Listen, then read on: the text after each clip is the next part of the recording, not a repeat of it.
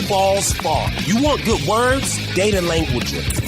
Talk real sports with a real man. Come after me! I'm a man! I'm 40! And now, here's the be-all, end-all, know-it-all of high school, college, and pro sports. Aaron Skinny Count with the Skinny on Sports. We're talking about practice, man. I'm the MVP. Good Tuesday. Oh, nope, it's Wednesday morning out there, Western Oklahoma. Welcome to the Skinny on Sports right here on 98.1 FM, the Sports Animal. Glad to have you along for the next hour. We'll hit the high school baseball stuff at the end of the show. 4A3, District 4A3 was ended yesterday with the Elks' 4-0 win over Weatherford. So what's next? Kind of have an idea of what we might be able to expect next week when the regional tournament comes back to Ackley Park for the third straight season. We got slow pitch softball. We got small school district tournaments going on. I think maybe even one of them starts today over in Canute.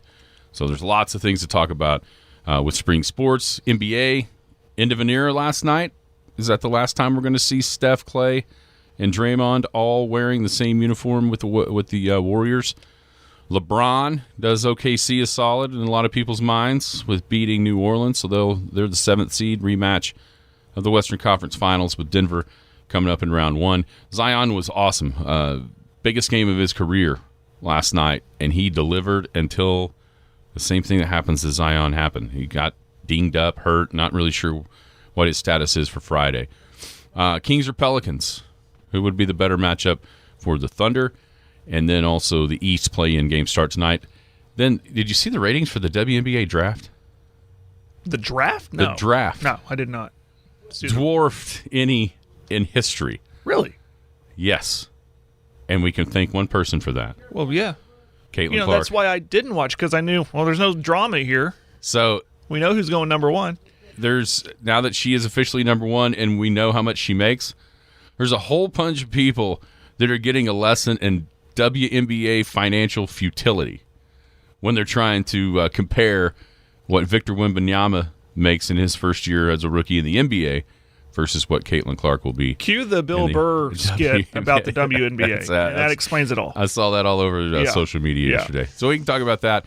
But right off the top of the show, we are pleased to be joined by the new head basketball coach here in Elk City, also the head boys golf coach here in Elk City, Mr. Tyler Foale. Tyler, how are you doing? I'm good. Thank you. Hey, all right, so welcome. You've been around these parts over in Arapahoe for the last few years as an assistant, but just tell everybody, kind of introduce yourself, where you're from, where'd you grow up, and then kind of where your career has taken you along the way. I grew up in a very small town in northwestern Oklahoma, Fargo, Oklahoma. I graduated with about 13 kids, so very, very small. I graduated college at Southwestern Oklahoma State University.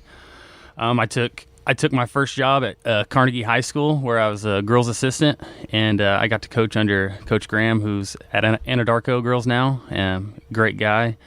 And then I took the boys assistant job at Arapahoe, and I've been there the past 6 years, and really enjoyed my time there, and got to learn a ton about basketball and how the education world works, and it's been a blast. And when the Elk City job came open, I just made the decision I had to try to get it and jump on it, and here we are. What originally intrigued you about education and coaching, and how did you kind of get that into your mind that that's what you wanted to do? Yeah, so I was raised by a lot of teachers and a lot of coaches, and you know they helped me along the way. Still, some of my best friends are coaches, and they've had such a great influence on me. So that's kind of all I've ever really wanted to do. There are some things I thought I wanted to do, and then I took some classes on them, and that wasn't for me. So this is kind of all I've known. Fargo, correct me if I'm wrong, Fargo, Carnegie, Arapahoe, small schools, and now you're making the leap to a 4A school. Me and Aaron have always said there is difference here, styles of play and everything.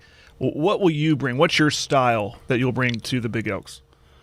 Yeah, there is definitely some difference. Small town, big town. I'm finding that out right now. But my style is really whatever helps us win. I don't believe in we do what we do. That's really good if you got the best players and the best athletes. And we might have that. I don't know. But I think the most important thing is we just give our kids the best opportunity to win, whatever that is. And obviously that starts, Arapahoe, we defend. Defense travels. It travels. Offense doesn't always do that, but if you can defend, you always give yourself a chance to be in the ball game and make some plays down the stretch.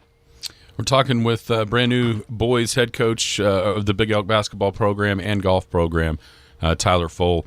You mentioned Coach Graham. Who are some other guys that have influenced you or gals that have influenced you along the way? So Brent Caldwell, he was my high school coach.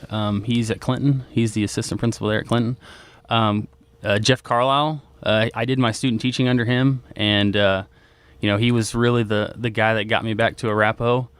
And he's awesome, and he sells insurance now, but he's awesome, and he's done a lot for me. And then obviously Coach Rogers at Arapahoe Butler, I think he's one of the best. He will never tell you that or let anybody see that, but he's one of the best, and I would take him just against just about any coach, honestly.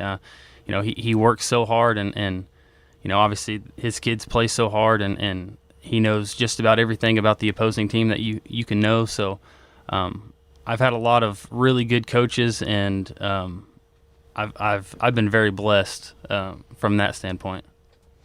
Kind of to Jared's point, what about this job was so intriguing that you decided to apply and then eventually become the head coach? Well, we love Elk City, and my goal has always been to become a head coach, but not only be a head coach, but live in that community, and we live here, and we're not leaving. So it kind of just worked out, right? The challenge is a big deal to me. I've heard they've struggled the last couple of years and this and that, and that's great. I'm good with that. I like the challenge. I've been the underdog most of my life, and that's fine. I'm willing to accept that role and work my butt off to change that. Have you met with your players or with any of them? I'm going to do that in roughly an hour and a half or so. So you met with us first, and then so that's how it should work. Well, he had to go to the middle school first and put up with them, and then he got to come here and then meet the high school guys after that. The basketball program as a whole, how do you get your style or your the culture that you want to have? How do you do that? Starting, even maybe before they get to 7th grade, but especially once they get into school ball in middle school and 7th grade, on up to when then you'll get them in high school. How do you implement that and create that culture that you want to as soon as they start wearing the brown and white? Yeah, so number one, you got to build those relationships. You got to know the kids and live it. Don't just be there for basketball. Be there for other things. Let them see you outside the court, outside of your comfort zone and that little bubble of basketball. See them on the golf course. See them on the football field. See them on the baseball field. Just be a part of the community. Let them see you, and be that role model that you want to be, and represent them and the school the way that it needs to be. What are your plans this summer? Are you going to hit up some camps, do anything like that? Yeah, so we're going to do some camps. I'm currently trying to get our Elk City camp going. And then, we're going to have some Summer Pride stuff. Where we're gonna be a part of that and do the lifting and open gyms and not just for high school, but we're gonna try to get some junior high kids up there and open it up to the community to come up there and shoot and hang out and just get everybody involved. Yeah, to me, that's one thing. We're talking with a new head coach of the Big Elk boys basketball program, Tyler Foale. One thing that it seems like you see in all the smaller schools is a Sunday night, go to the gym. And that's just, it seems like that's something that's been lacking, or it's never even really been a thing here, even all the way back to when I was in the school. Now, maybe some people had the key, but yeah, how do you get everybody to go, right? Well, word spreads fast. If you open it up, they will come. I mean, not to use the cliche, but it's true. It just gives kids something to do other than getting in trouble or sitting at the house. I mean, a couple of buddies say, hey, let's go play some basketball. Let's go shoot. Let's go hang out. You do that enough, and kids will start showing up, and parents will start bringing the kids that can't drive up there, and it'll be good. Okay, enough of the basketball. That is what it is. Big Elk Golf. You're also going to be the head coach of the golf team. Yeah, no pressure. You got 2 tradition-rich programs you're taking over now. Just 4 titles in the 90s, 2 in the 2000s, but no team title since 2010. So what's the plan there? How do we get? How do you get those guys ready to go and snap that streak of state titleless golf here in Elk City? Well, golf is a game of it's a mental battle between your ears. So number one, you just got to instill that confidence that you can get the job done. Obviously, you got to work your tail off and have some game, but the mental game in golf is so important, and that's kind of what I would start with. What do you see as the crossover, right, from like a basketball coach to the golf coach for you?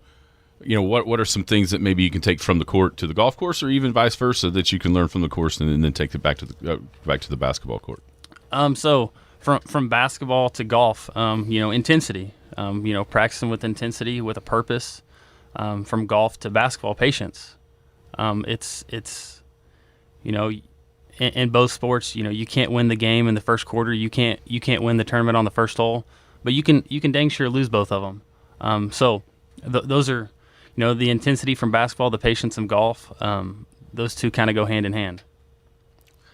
A lot of kids play a lot of different sports. I know here in Elk City, the football program's rolling, and then, of course, it overlaps a little bit with basketball, with deep playoff runs. Have you prepared for that, to make that adjustment? I know Carnegie might have had some of that too, not Arapahoe, obviously, but are you prepared for that on bringing on those guys who were just taking off the pads and maybe you got them for like a week and then you got your first game? Yeah, absolutely. I want kids to be competitive all year round. Winning breeds winning. You need that competition. So yeah, absolutely. I want us to be good at everything, whatever it is. Whether if we're having an academic meet, I want us to go win that, and then let's go play some basketball after. I'm good with it. That I like to win, and I like to see our kids win, and that's what I believe. We're hanging out with Tyler Foale, the head basketball and golf coach here at Elk City. Now, the last thing I've got is, behind every coach is a woman that has to, spend a lot of time by herself, quite honestly, or in the gym or what have you. How much did you and Micah talk about the changes maybe in your life and in y'all's lives taking on this role as head coach? Yeah, well, she's the best. I mean, I definitely married up. There's no doubt about that. She's, obviously she's a pharmacist here in town, and she's the smart one in the family, but really I'm the smart one because I got her to marry me. So, we talked about it, and before I went in for my final interview, we talked, and she said, if they make you an offer, you have my blessing to do that, and we're ready to go. And when they did, it wasn't shortly after I said, I'm in. We're all in, and we're ready to be a part of it. Awesome. Well, congratulations. Welcome. It's really exciting. I think that it's been a little bit of a downtime for both of the sports, quite honestly, over the last few years, and so it's really exciting to have you. And welcome to Elk City. Thank you. Head coach Tyler Foale of Big Elk Basketball and Big Elk Boys Golf, newly hired, and now he gets to go meet his kids, the high school kids anyhow. We appreciate Coach Hunt setting it up, Tyler stopping by, and then looking forward to December for next year, seeing what the Big Elks could do and how quickly they get better. So I know it's going to happen. We really do appreciate Coach Tyler Foale stopping by and introducing himself to the Elk City folks. Brand new basketball coach, boys golf coach. Looking forward to what he's going to bring to town. He's a good dude. I've been around him just a little bit at the golf course. He's a really good player. Well, good. Really good golfer. I think that'll be the main difference between maybe this golf coach and my golf coach. Oh, no. This one's a really good player. That one became a good player. Now, don't get me wrong. He started practicing what he was preaching. Yeah. He started practicing with you guys. Yeah. Or after. I like the idea of every new coach should see us first before their kids. It worked out well. And so I was getting asked questions last night. So what's he look like? I was like, man, I think what? Probably seen him at the golf course. Oh, really? What color is his cart? White. Oh, maybe. I think I might know who you're talking about. Sure, Wyatt. We'll find out if he knew who he's talking about or not. He those names he mentioned, he has followed around some guys who know the sport. No doubt. In basketball, that is. And Elk City's getting a good one. It's good stuff. Yep. Very good stuff. All right, last night, lots of eyes around the state of Oklahoma on especially the first Western Conference play-in game with the Lakers going down to New Orleans to face off against the Pelicans.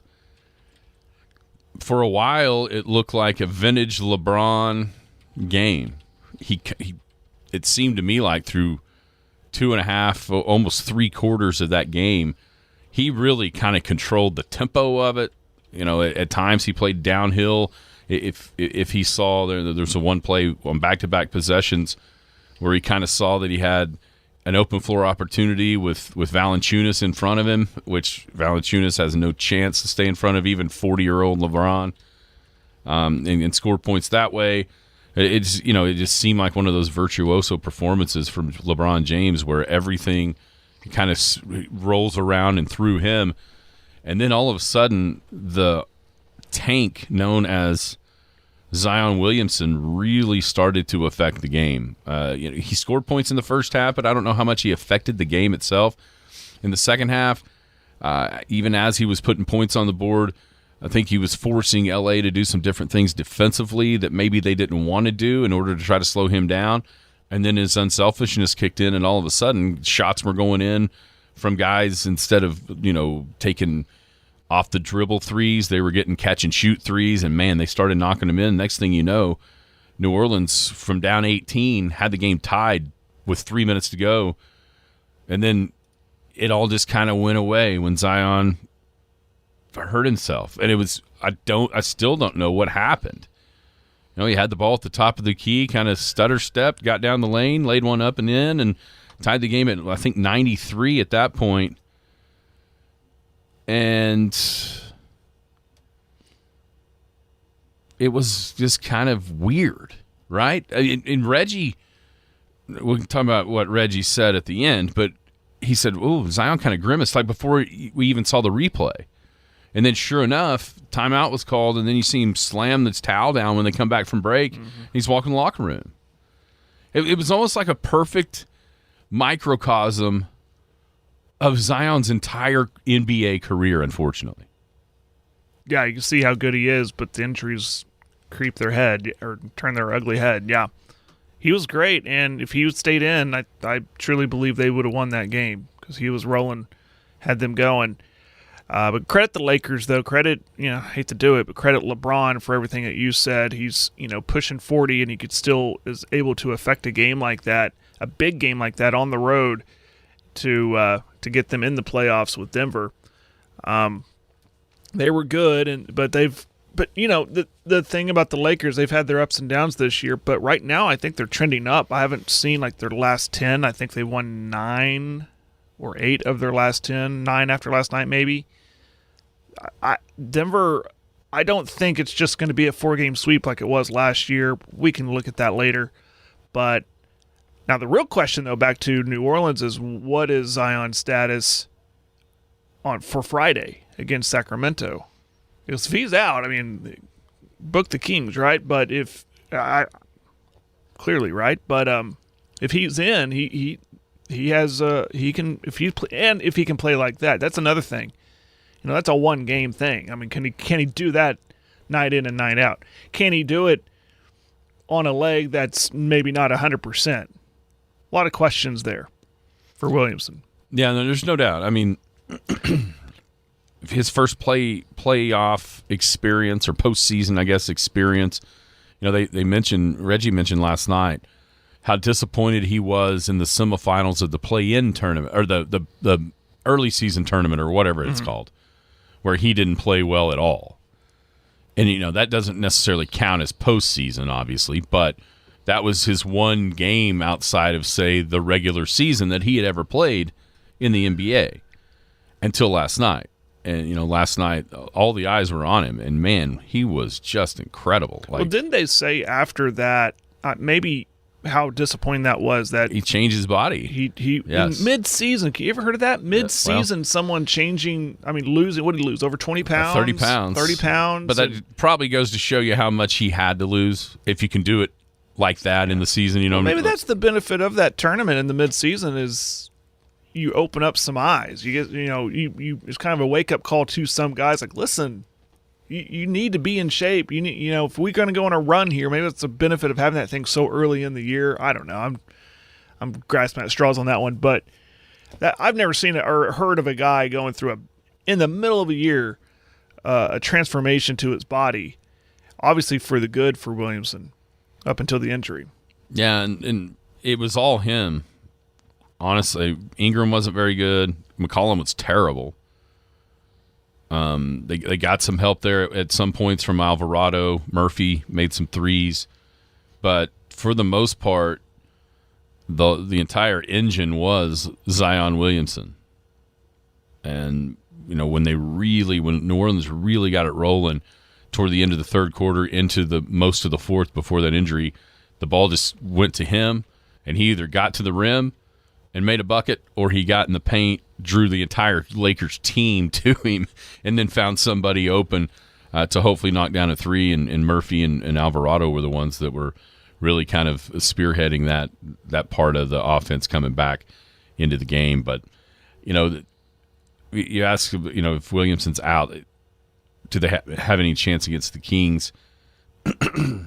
Probably not, but, man, there's still a bunch of firepower. When you think about who New Orleans has, Ingram just coming back, and that's a problem. He's clearly a little bit rusty. But, man, you put that three-headed monster in McCollum, that's pretty good firepower. And especially in a one-game setting. Because as bad as McCollum shot it last night, we've seen him be able to go get on tears. So I wouldn't necessarily rule them out of Friday, even if Zion can't play, because just of the nature of any game, any one game, one guy can make shots and another guy can't, or what have you. But I think I would probably lean a little bit the Kings' way if Zion can't play and if Zion can't be 100%. Here's my question. If you're a Thunder fan, how do you want to see that game play out? I know I said that I feel like the Thunder have figured out the Kings. They are 2-2 against them this year. They're 2-1 versus the Pelicans this season. But both teams are dangerous. They're good enough to get in the play-in and put themselves in this position, so it's not like they're pushovers. But I don't know. I feel like because of the familiarity, I would probably want the Kings.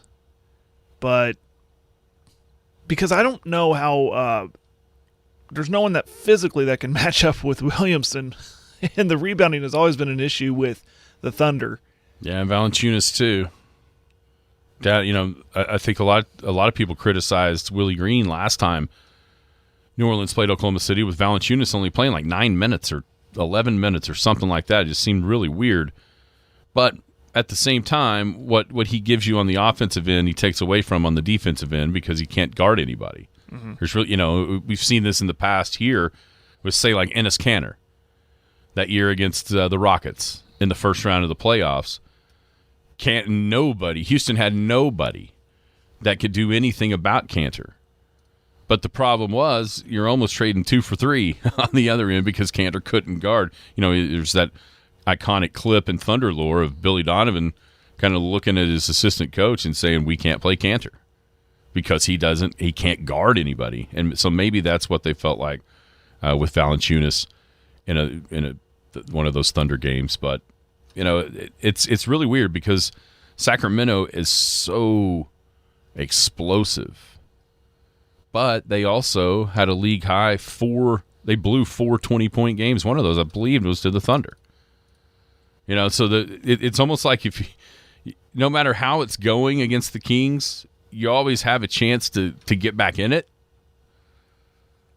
And I think there's obvious matchup problems if Zion's healthy with what New Orleans does offensively. And then there's also that Herb Jones has done a really good job on SGA. Defending him. Mm-hmm. So you wouldn't probably think it if you just watched those 2 games last night.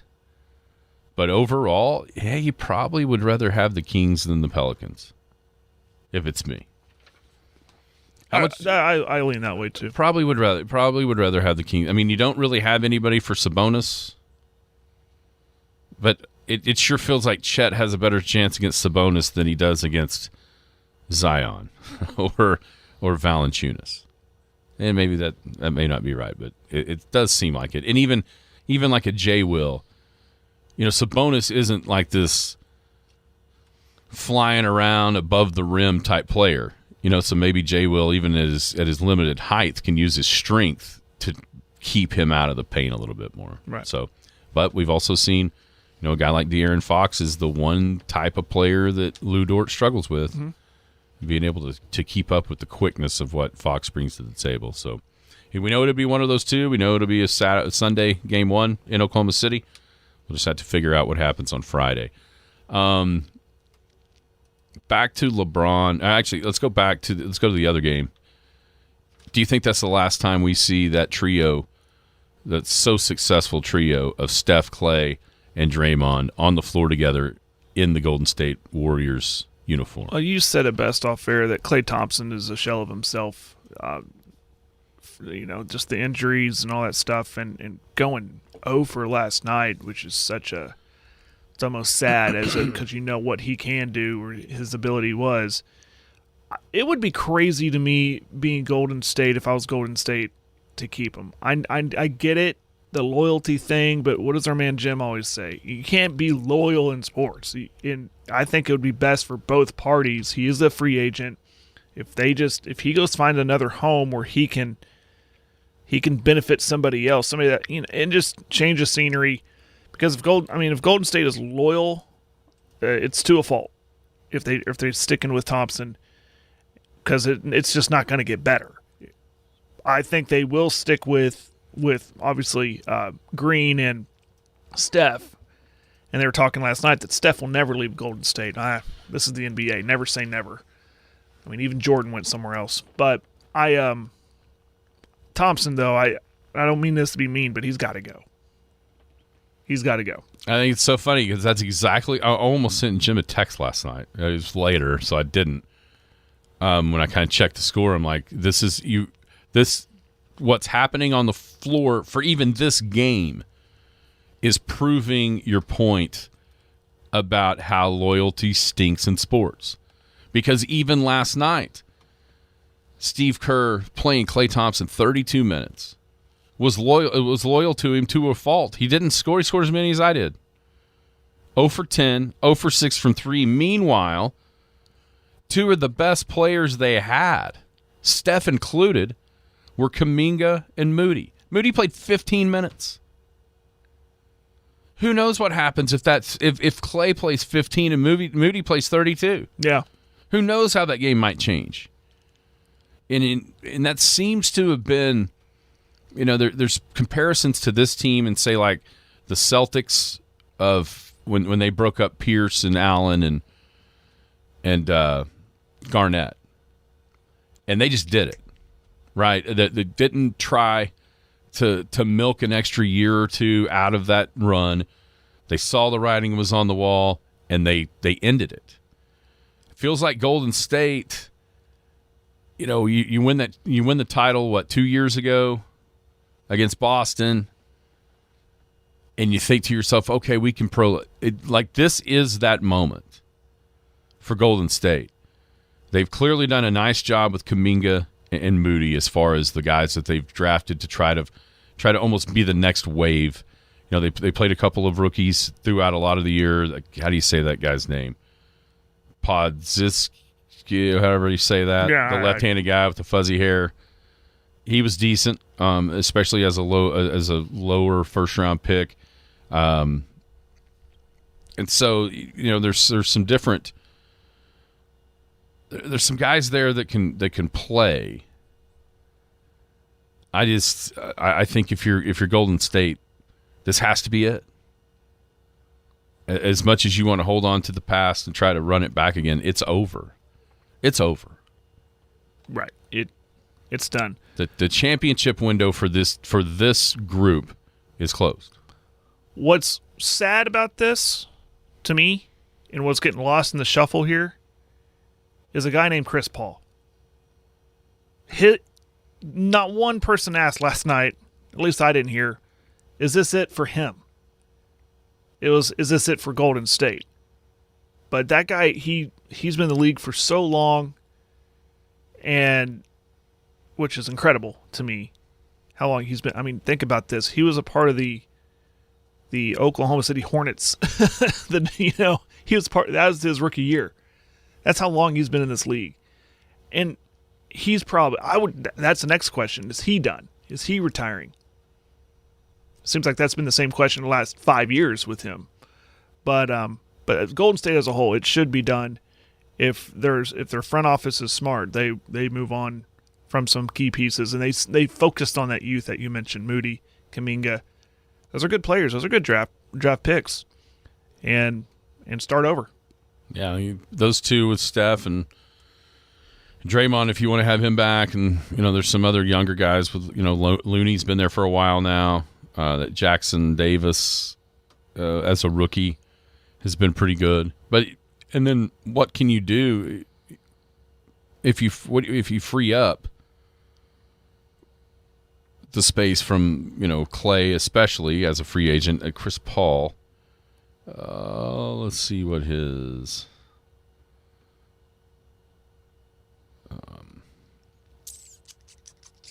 status is from a contract standpoint. But yeah, there's a lot of ways to kind of change this around on the fly and maybe not have to go through a full rebuild / tank type thing,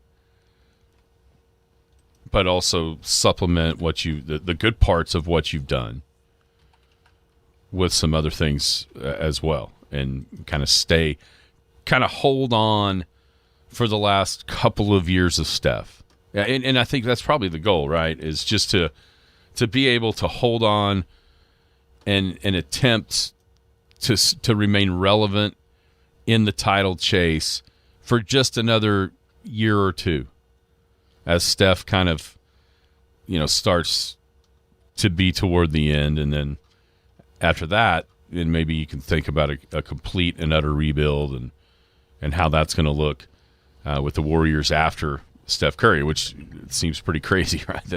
That's happening. But let's see, Chris Paul's owed $30 million next year. How many games did the Kings lose when Green was suspended? He played 21. He missed 21 games. Because of suspension. That's right. Oh, wait. 24-25, Chris Paul not guaranteed. So that could be another.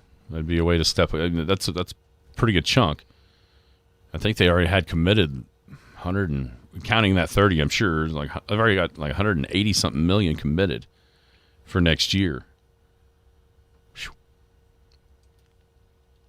It may be more of the same for another year, and then finally kind of get away from some of this and try to start a rebrand or rebuild or something.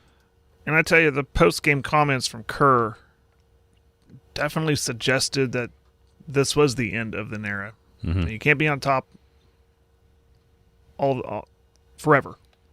We kind of kept making comments like that, like that's it. Goodbye, folks. Porky Pig. So, a lot of questions in Golden State in the offseason, what they do. Yeah. I think that is correct. When I've said it, Mark has even said it in the midday show, he said it yesterday, I believe, that pendulum's swinging in a different direction. It's going away from this era that we are seeing. Even with LeBron, he was great last night. Can he do it in a series against Denver? It's going towards these other teams like the Thunder, Orlando, this new youth movement. It's a new era of NBA basketball. And that's okay, Warriors. I mean, you had your time, and it's time for someone else. Yeah, and it's like that elevator I talk about. You see the Lakers are starting to descend. Golden State's clearly coming down. Whoever else, Phoenix is going to be coming that way as well. Yeah, and you've got on the other side, you've got Dallas seems to be kind of on the upward track. Obviously, Denver's already there. They're kind of stationary right now. They're off the elevator, right? They're on the top floor. Yeah, they're in the penthouse. They're hanging out in the penthouse right now for the next couple of years at least. Minnesota is kind of there, I think, too, because outside of Anthony Edwards, they've got more established guys. But they're still kind of youngish, so they're kind of there as well, just kind of hanging out. The Thunder are coming up there. Houston is coming up that way. Dallas is coming up that way. And then there's a team that's waiting on the elevator to get to the bottom because they're going to jump on and start coming to the top as well, at least in the West, and that's going to be San Antonio with the ridiculousness of Wembanyama and everything that he provides.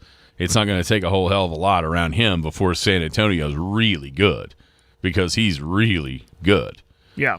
And so, it's a little bit of a changing of the guard from even the LeBron, the Steph, the KD, Harden, where are the Clippers in all of this? I think they're fairly up top for at least for this year, maybe next, but that is totally health dependent. And the older these guys get, the more susceptible they are to not being there. We see it with Kawhi every single year, it feels like, and it seems like Kawhi's young. You know what I mean? He's older than you realize, but he doesn't seem like one of the really older guys. No. So, yeah, it's a different time. It's about to be a completely different time in the NBA, especially in the Western Conference, because there's been three guys for the most part have hung out west. Not really LeBron, but Curry and KD seems like have been kind of the Western Conference, and then LeBron and the Lakers for these years, and it's about done. It's just about done. And then who's going to be poised to take that spot? It looks like obviously Oklahoma City is one of those that are right there in perfect position. And we may wonder if we're going to end up having maybe some 7 o'clock playoff games for years to come with Oklahoma City. I mean, it's going to be like right down I-35 and split over to San Antonio. Feels like where the real strength of the Western Conference is going to be. Yeah. And then there's still, there's also Memphis. Who the heck knows about Memphis? If Ja can ever figure it out with all the young talent that they have too. That could be another one, but yeah, it's a different time. It's about to be a totally different time in the West here in the next year or two. Did you see the ratings for the WNBA draft? No, I did not. I did not see that. 2.54 million was the number. Like sustained the entire night, or for the first pick? It was 4.5. Excuse me, 2.45 million. viewers watched the WNBA draft on ESPN on Monday. What do you think the previous record high was? Oh, my goodness. Not that high. The previous record? 1 point something? I don't know. What is it? 600K. Wow. I will say this. They advertised it better. Because Because they had somebody to market. Yeah. In the past, I had no idea there was a draft until after the fact. But I knew that draft was happening. I didn't watch it because there was no drama for it. I was like, yeah, everybody knows Caitlin Clark's going number 1. Everybody knows that. How long do you think this can sustain?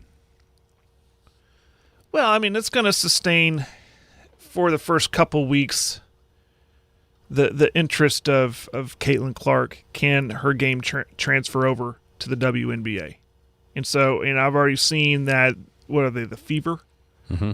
They have a lot of nationally televised games because of that very reason. They want to see her and see this transfer over.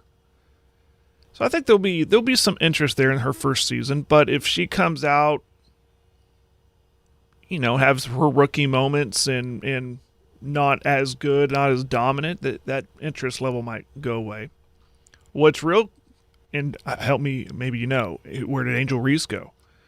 When the first time they play each other, that's probably going to be highly watched. I was thinking about it like this: is this the WNBA's version of Bird versus Magic? Yeah, they're hoping coming over from the college and it transfers over to the NBA, and of course we got some great series and great games in that one. I'm all for it. I think that's fun. But sustainability, and that goes back to our question about the NCAA women's tournament. Will it be sustained next year with those record numbers that they said? We agree that it won't be, but I agree. I've said it over and over. I think there'll be some residual effect of people sticking around. There's some fans that were created because of Clark and Reese, and I think the WNBA might get some fans to watch. Especially if the Indiana's coming to Dallas to play the Wings, there might be some kids go, hey, Mom, I want to go down there and watch that game. No, that's the problem for a lot of this. I personally don't believe this is a women's basketball phenomenon. It's a Caitlin Clark phenomenon. Mm-hmm. And that's where, if anybody expects the numbers for next year's NCAA tournament to be anywhere near what they were this year, get that out of your mind. It didn't have to do with the game. It had to do with her. Like, she is the women's basketball needle. She is it. Because if she's not in the game, that needle isn't there. It's not there. She is the one that makes it move. And now how sustainable can that be into the WNBA? We've never seen it sustainable, ever. It is the WNBA has been, you realize how long it's been around? Almost 30 years. Has it been? Yeah, it's been like 30 years. And there is yet to be a season in which the league made money.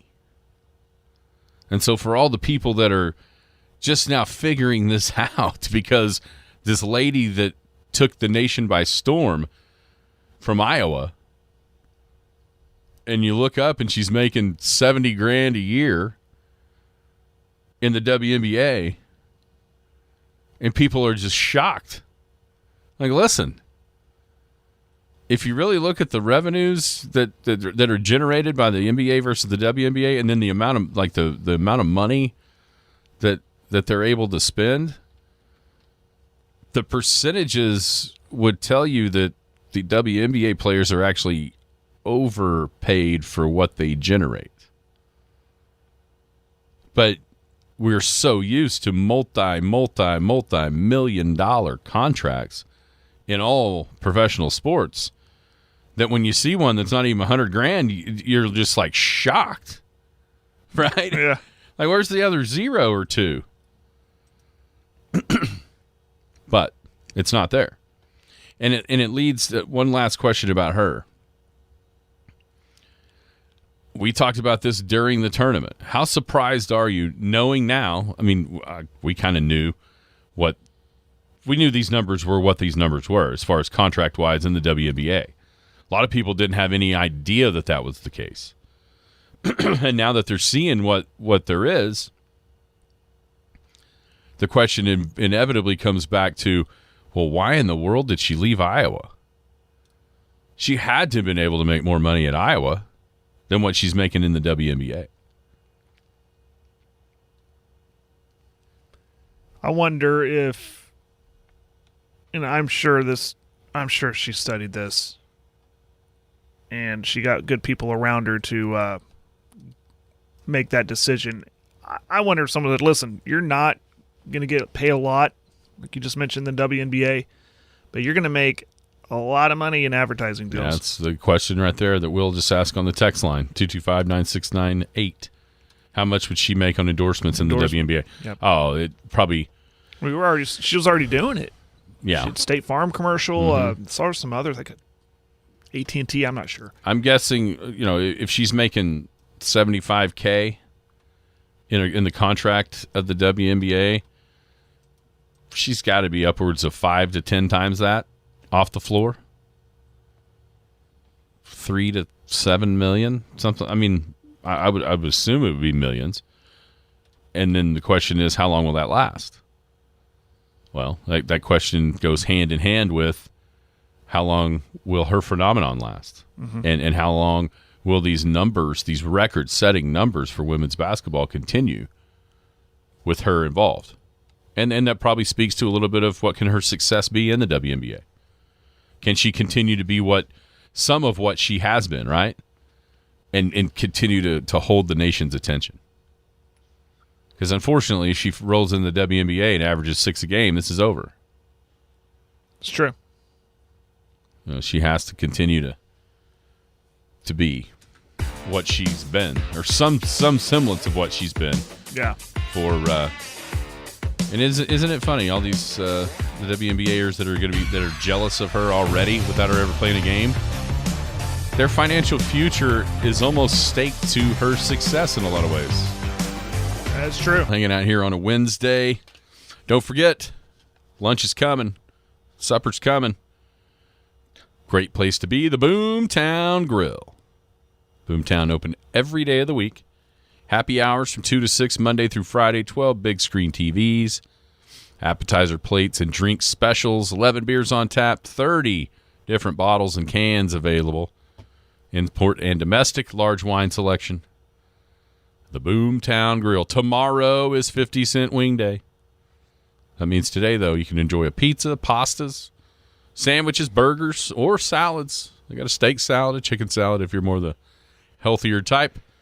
Boomtown Grill, 2103 South Main in Oak City. What, Jared? I just thought it was funny. I was curious of what the effect of the Caitlin Clark era in the for everybody. WNBA. We were talking off air about like tickets. And, the last time we kind of saw this huge discrepancy of tickets from one person was when Messi came to the MLS, and how different it was to get a ticket to a random game versus a Messi game. Right. So now we were comparing that with Caitlin. Yeah, and this. So I mentioned Dallas Wings. That's the WNBA team, obviously in Dallas. They actually play in Arlington, but they. So I was just looking at SeatGeek. According to SeatGeek.com, you're welcome, SeatGeek. Free advertising there. That's where I go to find tickets. So I'd say average home game price, cheapest ticket would be about $40, $42. Not a bad price to get in. It's not a huge arena either. It's actually the UT Arlington's arena where they play. This one they might have to move it into American Airlines. The Indiana Fever come to. It's a Wednesday night. Keep that in mind. A Wednesday night game. I think it's in July 17th, I'm guessing. The most expensive ticket, it's a courtside baseline, not on the side. Baseline, a little over $2,000 a seat. Now the cheapest ticket, you're up in the still baseline, but higher up in the upper section, $160. That's the Caitlin Clark effect, and that's where the money's coming in. ticket prices. The place will be packed wherever she goes. It's going to be packed. Yeah, and TV. That TV will be the big thing. TV. We can continue to get the ratings go up. The dollars will follow. Dollars could follow. Yep. Because you look at the deals. I mean, the WNBA deal is like $600 million. That is chump change in TV deals, and that's why the salaries are what they are. The league doesn't make any money, and that's just what it is. All right, high school baseball from yesterday. The Big Elks clinched their third straight district title with a 4-0 win right here inside Ackley Park against the Weatherford Eagles. The Elks scored 3 runs in the first and then just kind of cruised. They had a chance to really blow that thing open and never could quite get the hit that would do it. But 4-0. Colin Church was really good at the plate with a couple of doubles, an RBI. And then Mayfield on the mound gave up his first 2 hits of the season. But still, 5 2/3. He threw 77 pitches. 57 of them were strikes. Where I sat yesterday, I was close enough to kind of get some peeks at the radar guns that were aplenty. I think somebody counted 44 scouts were there yesterday to watch Mayfield. He was consistently 94 to 96. Like I said, 57 strikes and 77 pitches. He had full command. And you can see why a lot of those guys were there. And so the Elks continue their dominance of the district out here. J-Mac 3 for 3 as far as his team's winning the district. Side note to that, they haven't lost the district game since he's been the head coach in these 3 years. Hope I don't jinx that for today, as they'll do the return trip. They skipped Monday because of the chance of the weather. And so they played yesterday, game 1 here, and then they'll go to Weatherford this afternoon at 4 o'clock. That'll be the last district game of the season for the Elks, but they have clinched at 11-0 in the district, Weatherford 9-2. So the Eagles trying a win would keep them at second, which would also mean hosting a regional. With the way that those two teams split, if I remember the tiebreakers right, well, for one, Weatherford's 38 district points to 55 for McGinnis. So that would obviously go the Irish's way. They split games. They split their district games. But if I remember right, I think it's how you fare against each other. Not only like with run differential, that would go to McGinnis as well. As Weatherford won their game 8-3, McGinnis won 15-5. So McGinnis would be +5 in runs against the Eagles head-to-head. They split the games. So it looks to me like every tiebreak possible would go to McGinnis. So it's a big game for the Weatherford Eagles. If they can knock off the Elks, then that would mean they would host a regional. Elk City-wise, they're hosting regionals. More than likely probably will end up in the top 8 if they advance through the regional to go ahead and host an area. Give you an idea of where that may be headed. District 2, so you'd play the 8th place team out of District 2, the 4th place team out of District 4, and the 5th place team out of District 1. Well, District 2 only has 7 teams, so there isn't an 8th place team. Trying to get clarification on how that'll set up. Does that mean you still draw up a 4-team bracket and the Elks just move into essentially the semifinals with a bye because there's no opponent, or will it go a different way with 3 teams? But it looks like Bridge Creek is coming out here as the 4th place team in District 4A4, and then it could be Bing or Ada as the 5th place team in District 1, at least right now. They all have kind of different rainouts or different schedules where they've got to still play some district games or finish up some district games throughout the week. Right now, it looks like that's where it would be. That would be the 3-teamer that would be here. And actually, that could change tomorrow. Take that back. Purcell and Bridge Creek play each other. Winter comes. Purcell and you say Bridge Creek and Purcell. They're both 7-6. They play tomorrow in their final district game. So simple as that. Winter comes out this way. Winter comes out this way. I would love to know where the loser would go. And if they think to themselves, let's maybe not. Maybe we don't want to see Mayfield. I mean, I'm serious about that. Congratulations, freshman, you're starting today. I don't know. That'll be an interesting to see the result of that one. Then being in Ada, I think they still play. Let's see here. They still play 2. And right now, Bing is a game ahead of Ada at 6-6 versus 5-7, and they play tomorrow and Friday to finish up their district schedule. It'll be. I can't wait to see the results of some of this. Yeah. Just if there is that thought, and I don't know where they'd go if they, Well, the important thing if you have is, to go play Tuttle, I don't know if it does you any good there either. Well, we know where Elk City will be. That's right here. Yep, back here at Ackley Park for regionals, and like I said, more than likely, I have a hard time believing that they wouldn't be, if they advance through regionals, wouldn't be one of the top 8 in the state of in 4A. Yeah. I really have a hard time believing they wouldn't be ranked in the top 8, which at that point, then the next week, so literally next Thursday, I would bet we would have district or regional baseball here at Ackley Park, and then if that goes well, the following week, probably on a Thursday, we'd have more of it for area in a 3-game series to try to make it back to third straight state tournament for J-Mac and the Big Elks. So good stuff there. Small schools, I know Canute starts today. What's going on over at Canute? Oh, man, I had that pulled up. Yes, they do start today at 1 o'clock. Take that back. 11 o'clock, Burns Flat in Sealing. We'll start things off. 1 o'clock, Sealing and Canute. And then 3 o'clock, Canute and Burns Flat. The winners play tomorrow at 11, and the if game's at 1 o'clock.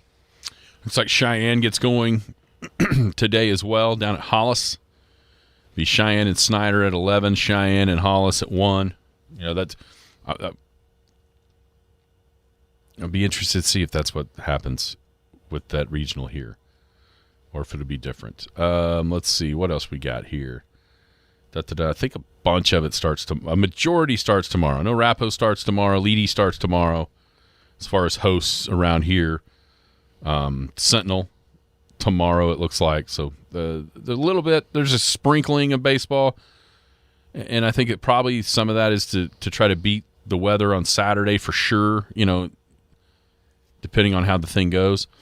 But a majority of that will start tomorrow, and we'll know basically who's into the regional tournaments for A and B by Friday night. And then we'll just wait the weekend to see where everybody goes and how many teams are going to be playing each other and how many teams may have to go a little bit further east for a trip to regionals and try to get themselves into the A or B state baseball tournaments. Slow pitch, same way.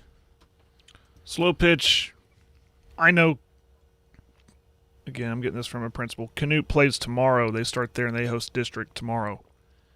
Oklahoma Bible and Pond Creek coming to Canute. Which obviously you can play.